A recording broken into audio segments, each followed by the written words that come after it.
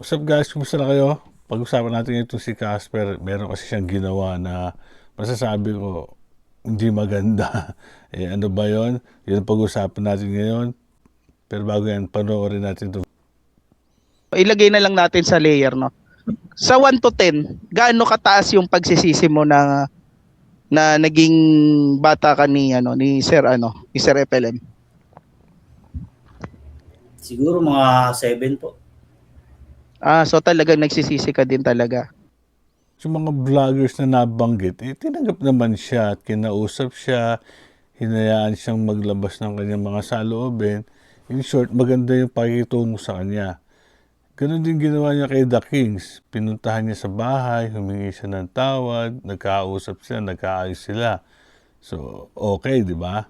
So, may mga taong tumulong sa kanya nung time na masama loob niya or time na, sabihin na natin, siguro depression. Pero pagkaraan ng ilang araw, umalis na siya o pinaalis na siya dun sa Easy Jersey, nilet go na siya. At ang nangyari, lumipat naman siya kay Alex Fabella. So wala namang problema kung kunin siya ni Alex Fabella. Nung huli nga, ginawa pa siyang operations manager ng isang gasolina niya. Ang problema lang, eto. Doon sa Bastian, Bungo, Dibang, Pudpanes. Mga wala kayo kahit kayo magsanay pursa, hindi kayo obra sa akin. Mga duwag kayo mga dagandingding lang. Mga dagandingding lang kayo sa akin, tandaan niyo yan. So si Alex Fabella, tinitira yung mga vloggers. The same vloggers na tumulong. So isipin mo, yung taong tinulungan mo, biglang sumama dun sa tao na naninira sa'yo, na kumakalaban sa'yo.